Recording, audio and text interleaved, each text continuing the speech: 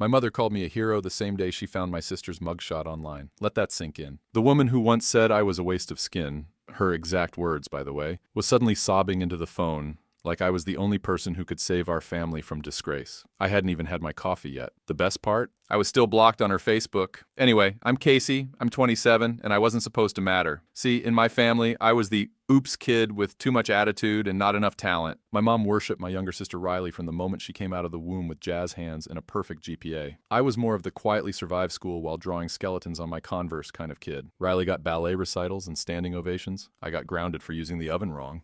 By 21, I was living 3 hours away, flipping grilled cheese in a diner and sharing a 2-bedroom apartment with a girl named Fern, who collected ceramic frogs and talked in her sleep about murder mysteries. Meanwhile, Riley was graduating from NYU with honors and an engagement ring the size of my self-esteem. And now, she's in jail for grand theft from her employer. Apparently, it wasn't just that she stole money. She got caught forging documents and trying to pin it on her assistant. An assistant who also happened to be her ex, because of course. Her fiancé dumped her, the company pressed charges, and the whole thing hit local news with her face blurred like some kind of trashy episode of Dateline. Mom called me the second she saw it. After years of treating me like a distant cousin she pitied at holidays, suddenly I was the one she turned to. "I don't know what to do, Casey," she sniffled. "You're always so calm, so good with crises." I nearly dropped my toast. Calm? Good with crises? This woman once said I gave her stress-induced hives because I chose a tattoo over community college. Now she's begging me to help Riley get back on track. I should have hung up. I should have laughed. I should have said, "Gee, Mom, maybe ask the golden child with the glitter resume and sociopathic ambition." Instead, I asked where Riley was being held. I don't know why. Maybe morbid curiosity. Maybe trauma bonding. Maybe because the part of me that's still 17 and waiting for her approval was desperate to finally prove I wasn't just the one who always made things harder. Or maybe it was something else, something I didn't even understand yet. Because deep down, I knew this wasn't just about Riley being arrested. This was about me being dragged back into a family that only remembered I existed when someone needed a scapegoat or a savior. And this time, I was about to be both. You won't believe what I saw when I walked into that police station. Riley didn't look like someone who'd been arrested. She looked like someone inconvenienced by a delayed flight to Milan. Her blowout was still intact, her nails were French tip perfection, and the only hint she'd been crying was the smudged mascara under one eye that, knowing her, was probably applied deliberately for maximum sympathy. The holding room smelled like stress and hand sanitizer. She was seated like she owned the place. Crossed legs, back straight, hands folded in her lap like she was waiting for an Uber, not a lawyer. When she saw me, her eyes widened in that same theatrical way they did when we were kids, and she accidentally spilled juice on my sketchbook. "Casey," I gave the officer my ID, signed something I didn't bother reading, and sat down across from her, arms folded like a bouncer at a dive bar. "So, you finally did it. You broke something you can't lie your way out of." She flinched barely. "I didn't do it like they're saying." "Which part?" I asked, tilting my head. "The embezzlement or the forged signature on someone's termination papers?" Her mouth pressed into a thin line. "You don't understand. It wasn't supposed to go this far." "No," I said, deadpan. "It was probably supposed to stop right before the felony charges." Riley had always been a liar, but this was new. There was panic behind her eyes, but not the kind that said she regretted what she did. It was the kind that screamed, "I finally got caught." She leaned forward, voice dropping to a whisper like this was some HBO drama. "I need your help." "Mom said you'd know what to do." I actually laughed. A short, bitter bark of disbelief that made the officer look up from his paperwork. "You mean the same mom who thinks my job is still some kind of waitress thing and who once told me I was a bad influence on the neighbor's dog? That mom?" She didn't answer. "I work in forensic accounting now, Riley. You know what that means? I help companies figure out where their money's going when someone's stealing it." Her eyes widened. "So you can help me." I leaned in, matching her faux whisper tone with something sharper. "No, sweetie. What it means is I'll be testifying against you if this goes to court." Her face fell so hard it was almost satisfying. Almost. Then she did the thing, the move, the infamous Riley maneuver. She blinked slowly, tilted her head to the side, and gave me that same wounded expression she used to give Dad when she wrecked the car and blamed it on the brakes. "Casey, please. You're the only one who's not completely against me right now." I stood. "No, Riley, I'm the only one who learned how to live without this family's guilt trip subscription box." She looked desperate now, voice trembling. "If I go to prison, Mom will lose it." I turned back slowly. "Good. Maybe she'll finally have something real to cry about." I walked out before she could say another word. Outside, Mom was sitting in the car, wrapped in a coat 3 sizes too expensive and a scowl like someone just told her the country club was out of Chardonnay. She rolled down the window. "Well?" I stared at her, suddenly very tired. "She did it, Mom. You need a lawyer, not a scapegoat." Her eyes narrowed. "Don't do this. You've always been jealous of her." There it was, the final boss of family gaslighting. I almost walked away, but then I remembered something. I had a key. and they were all about to find out exactly what I'd been keeping locked up. Mom blinked at me. "What are you smiling about?" I leaned in, just enough to make her uncomfortable. "I know where the money is." Then I turned around and left her screaming my name in the parking lot. She's gonna wish she treated me like family when she had the chance. The voicemail she left me that night sounded like it came from someone auditioning for a Lifetime movie. Full sobs, gasping breaths, something about everything falling apart, and then the piece de resistance. "You're the only one I can trust now." I played it on loop while microwaving leftovers and laughing like a villain in a Disney movie. Let me back up. Because if you think this story is just about Riley stealing from her job, you are adorably naive. This isn't a story about money. It's about legacy. Specifically, how my family destroyed mine before I ever had a chance to build it. I wasn't just the black sheep. I was the sacrificial lamb they paraded every holiday to make themselves feel holy. Growing up, everything I did was too much, or too little, too loud, too weird, too smart, too sad. Riley could throw a tantrum in the grocery store and be called spirited. I got grounded for emotional manipulation when I cried during a math test. By the time I hit 18, I'd figured it out. I wasn't broken. They were just allergic to accountability, so I left. No dramatic exits, no tearful goodbyes. I packed my bags the night of Riley's Sweet 16, right after Mom screamed at me in front of 20 guests for ruining the party with my depressing face, and never looked back. I couch surfed for a while, worked minimum wage jobs, and eventually clawed my way into community college. I didn't tell anyone when I graduated with a double major, didn't send a postcard when I landed a job at a boutique forensic accounting firm in Seattle, didn't even post a picture when I bought my own place last year, because part of me liked knowing I existed outside their narrative, unwritten, uninvited, unbothered, until now. Because guess who Riley stole from? Sloan & Carter, a regional retail chain with 50 stores and a multi-million-dollar fraud investigation underway. And guess who Sloan & Carter hired to audit their books? Me. Well, technically my team. But when the case came across my desk, I felt something click, like fate had handed me the universe's most unhinged PowerPoint and said, "Here, sweetie, this one's personal." I hadn't recognized Riley's name at first. She used her middle and married name on the internal systems. But the moment I saw the initials RAM on the falsified invoice line and traced it back to a department called Brand Partnerships, something felt familiar.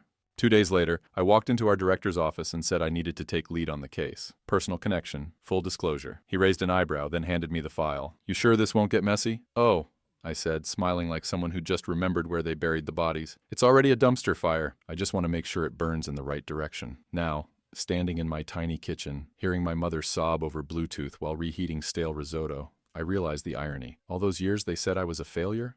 I'm the one holding the receipts. The next morning, I walked into work early, slapped the file on my desk, and started compiling everything. Every fake invoice, every diverted fund, every shady login. Riley wasn't just guilty, she was sloppy. And guess what? Someone helped her. She didn't do this alone. I had no idea who yet, but the breadcrumbs were there. And I was going to follow them straight through the flames, because this wasn't just justice. This was the part where the family embarrassment became the family reckoning. And I hadn't even started knocking on doors yet. 3 minutes into the Monday morning strategy call, I dropped the bomb. The suspect used a shared admin login for a high-level fund transfer at 2:16 a.m., while technically on a wellness leave. Silence. Not awkward silence. Terrified silence. My director gave me the tiniest nod, the kind people give right before a firing squad starts loading. What I didn't say on that call, because professionalism and all, was that Riley's wellness leave started the same week her assistant went on stress leave after filing an HR complaint, and mysteriously retracted it 2 days later. Yeah. She didn't just embezzle. She bullied her way through a company like it was prom season and she was still queen. The deeper I dug, the worse it got. We're talking falsified marketing deals, forged vendor contracts, and at least 2 payments rerouted through a dummy LLC registered under her ex-boyfriend's name. I couldn't tell if she was trying to ruin her life or just allergic to subtlety. But here's where it got worse. That ex-boyfriend, Drew Matthews, he was a client of ours last year. My firm helped clean up a messy tax audit involving his startup. And guess who Riley met at the holiday gala when she tagged along as my +1 after begging for a chance to see my world? Yep, she used me to get to him. She sat at my table, drank my wine, name-dropped my firm all night, and then 6 months later funneled money into a shell company registered in his name, banking on the fact that I wouldn't recognize it in the audit. That's not just criminal, that's personal. I sat in my car after work that day, hands shaking, heart pounding like I'd run a marathon on glass. She didn't just cross a line. She set fire to the entire field and sent me an invite to roast marshmallows. And my mom? She had the nerve to leave another voicemail. "Riley's just under a lot of pressure. Can't you just help her quietly? You owe her that after everything I owe her? She stole my career, my trust, my goddamn name to commit felony fraud, and I owe her?"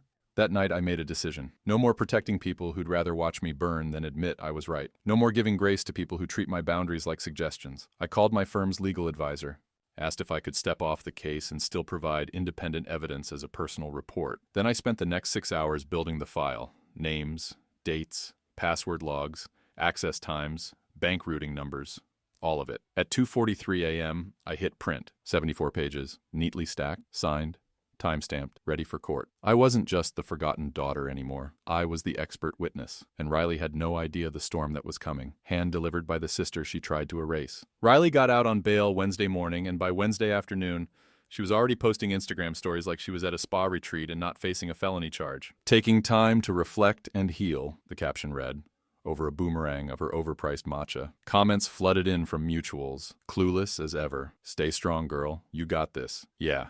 She got this the same way an arsonist gets a candle. I didn't say anything. I just watched. Because I was busy preparing something better than a call-out post. I was preparing a statement. My firm approved my recusal from the audit officially. I was cleared to submit a personal report to the board, since Riley had used my name and connection to gain access to the company's internal network. Conflict of interest? Sure, but they were the ones who opened the door. I'm just here to slam it shut. The board meeting was held over Zoom. 8 executives, all visibly uncomfortable, trying to pretend this wasn't the messiest internal scandal they'd had in a decade.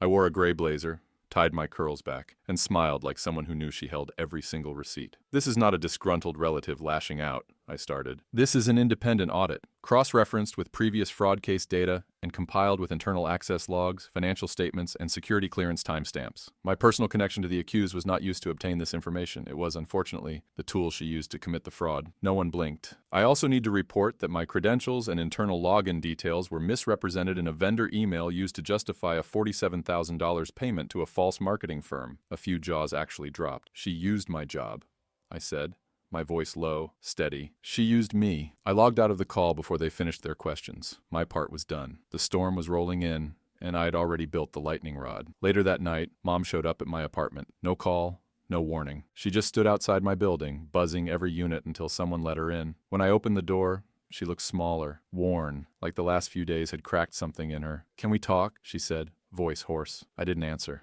I just stepped aside. She walked in and turned slowly. "You really went through with it." "I did what you never had the spine to do," I said, arms crossed. "I held Riley accountable. She's your sister, and I was your daughter. That didn't stop you from letting her walk all over me for 25 years. She didn't deny it. She just sank into the chair like the guilt was finally heavy enough to sit on. "She says you set her up," Mom whispered. "Of course she does," I said, because admitting she torched her entire future by herself would mean taking responsibility, and we both know Riley's never had to do that. Her eyes filled with tears, but I wasn't moved. Not anymore. "You don't know what it's like watching your favorite fall apart," she said, and I swear to God I laughed. Cold, hollow, dangerous. "I do," I said. "I lived it." She opened her mouth to speak, but I cut her off. "You need to leave, and the next time you call me, it better be to apologize, not to beg." She stood slowly, shaking. "Casey, you've changed." "No," I said. "I just stopped asking permission to exist." She left, and for the first time in my life, the silence she left behind felt like peace. The subpoenas landed 2 days later. Thick, pale envelopes slapped down on marble countertops in homes that never expected consequences. Riley called me 27 times that morning. I didn't answer a single one. She left 3 voicemails, each one more deranged than the last. First one, tearful, begging. "Casey, please, we can fix this." "I know you're mad, but this is my life." Second one, icy. "You think this makes you some kind of hero? You're pathetic. No one's gonna remember you after this." Third one, manic. "I'll tell them you helped me. You think they won't believe me? You're not as clean as you think." That one made me laugh out loud. Not because it was funny, but because I remembered something. When we were kids, Riley once broke Mom's favorite vase. Expensive, antique, Dad's anniversary gift. She looked me dead in the eye, 12 years old and terrifying, and said, "If you tell them it was me, I'll say you pushed me." And I believed her. Because even back then, I knew the truth didn't matter if someone like Riley said it louder. This time, she could scream all she wanted, because I had documentation. Her ex Drew, he flipped. Within hours of receiving the subpoena, his lawyer contacted the board and turned over emails, wire receipts, and voice memos of Riley promising to cover the trail if he just played along. Apparently, she promised him a cut of the money and a job at a PR firm she never even had a connection to. And yes, one of those memos had my name in it. "I'll handle Casey," she said, voice syrupy and smug. She still wants Mom to love her. She won't do anything. That one hit, because it was true, or it used to be, until I realized chasing their approval was just an expensive way to stay invisible. That night, the family group chat, silent for years, suddenly pinged Uncle Jared, Aunt Lisa, even Grandma June, who once gave Riley a check for $10K. "Just because you're so driven." Messages flew in. "What's going on with Riley? Your mom said you're blowing this out of proportion. This is family, Casey." We don't go to court on family. I sat there watching the screen light up with concern, not for the crimes committed, but for the shame it brought. That's when I finally snapped. I typed one message, short and clear. Family doesn't rob you, lie about you, and expect silence in return. If that's what you all believe family is, then you never had me to begin with. Left the chat, blocked them all, and just like that, I burned the last bridge they never thought I'd cross. The next day, Mom showed up again. This time, not at my apartment. She came to my job. She stood in the lobby of my building in designer sunglasses, holding a manila envelope like it was a weapon. Security called up. I told them not to let her through. She waited anyway. 2 hours. Just stood there, pacing like a lioness who realized her favorite prey had grown claws. Finally, she slipped the envelope at the front desk and walked out without a word. Inside, a handwritten letter, and a copy of a character affidavit she planned to submit to Riley's legal team. It described me as emotionally unstable, vindictive, and resentful of Riley's success since childhood. She signed it, with regret, Karen Myers. I stared at that paper for a long, long time. Then I folded it neatly and added it to my evidence file. Congratulations, Mom. You finally picked a side. The first court hearing was a media frenzy. Local outlets got wind that Riley Myers, the same golden child who once got a scholarship for innovative youth leadership and did a TEDx talk on branding with authenticity, was being charged with corporate fraud, identity misrepresentation, and conspiracy. People love watching a star fall, especially when she's pretty and polished, and the collapse is messy enough to tweet about. I watched her walk into the courthouse in borrowed designer clothes and a fake humility smirk. She clutched a knockoff leather folder like it was a lifeline. Mom followed behind her like some haunted shadow, silent, hollow-eyed, dressed in head-to-toe beige like grief was a fashion statement. They didn't look at me. They didn't have to, because they knew. I was seated behind the prosecution team, quiet, professional, weaponized. Riley's defense tried to argue she had limited understanding of the financial systems and was coerced by more experienced individuals. Bold of them, really, considering she built those spreadsheets herself and signed her own boss's name using a stylus and a training video she Googled. But then came the moment, the one that'll stick in my bones longer than the betrayal or the bitterness or the burn. They called me to the stand as an expert witness. I walked up calm, collected, and swore an oath with a steady voice. Then I laid it all out. The false vendors, the ghost accounts, the IP addresses used outside business hours, the signature overlays pulled from old internal memos Riley stole from my work laptop 3 years ago during a family visit, her entire web mapped and time-stamped. Then the prosecution asked, "And Miss Myers, how did you determine your credentials were misused?" I looked straight at Riley. She forged a signature I created in middle school. I used to doodle it on my homework. The courtroom cracked with whispers. I didn't flinch. When I stepped down, Riley finally looked at me, not with rage, not even with fear, with hatred. That tight-lipped, seething, trembling kind of hate that only lives in someone who can't stand that you saw through them and lived. I sat back down. 30 minutes later, the judge ruled Riley would be formally indicted. She'd await trial under monitored house arrest. Her accounts were frozen, her passport revoked, and the press outside, already tearing into her like wolves at a feast. Outside the courthouse, Mom caught up to me. She didn't say hi, didn't ask how I was. She just stood there, eyes red, voice cold. "I hope this made you feel important." I tilted my head. "No, Mom," I said quietly. "It made me feel free." She flinched, like it finally hit her. This wasn't about revenge. This was about survival, and I'd finally stopped letting them win. I walked away without looking back, but I knew the final blow hadn't landed yet. That was still coming, and when it did, it would rewrite everything. 3 weeks before the trial, I got a call from a blocked number. I almost didn't answer, but something in my gut said pick up. It wasn't Riley. It was her ex-assistant, the one she tried to frame, the one whose panic attack landed her in the ER. Her voice shook as she introduced herself. Clara. She sounded small, like someone still half hiding under a desk, unsure if the building was still on fire. She said she had something I needed to hear. "I saved everything," Clara whispered. "The threats, the emails, the recording where she tells HR you're unstable." I didn't know what she was planning then, but I knew she was dangerous. I met Clara the next day in a cafe outside the city, tucked into the corner like a secret she wasn't sure she had permission to tell. She slid a flash drive across the table like it was a bomb. "You don't have to use it," she said. "But if you do, burn her. Don't miss." I didn't. I forwarded everything to the prosecution. And just like that, Riley's plea deal went up in smoke. Because the moment the court heard her coaching Clara to lie about internal reports and casually mention how Casey's mental health history makes her easy to discredit, the game changed. The courtroom wasn't quiet. It was dead. My mental health history? I was diagnosed with situational depression at 19 after working 3 jobs and living out of a broken-down Saturn with a leaky sunroof. But to Riley, it was a weakness, a smear, something she could use. She hadn't just stolen money. She tried to erase me with intent. The judge revoked her house arrest status and moved her to a holding facility. Her bail? Denied. The charges were reclassified under federal jurisdiction, wire fraud, Identity theft, witness tampering. I didn't go to the next hearing. Didn't need to. I was already free. Mom never called again. Not after that last day in court. Not after the affidavit. Not after it all cracked open and swallowed her favorite daughter whole. Last I heard, she moved in with Aunt Lisa. The same aunt who told me I was overly dramatic for needing therapy at 20. Riley's trial went public. Media covered every inch. Her mugshot hit Twitter. Her fake business name trended on TikTok under #fraudfluencer. Strangers tore her apart. But I didn't celebrate, because this wasn't a victory. It was a funeral, not for Riley. For the version of me who waited at the edge of family tables hoping someone would scoot over. She's gone now. I live in a different city. Got promoted. I adopted a pit bull named Ghost, who growls every time the doorbell rings like he knows exactly the kind of people I've known. Sometimes, I still dream about that moment in court, Riley staring at me, the hate, the shock, the realization, not that she was guilty, but that I'd finally become someone she couldn't destroy, and that was the justice I needed. Not her conviction, my survival,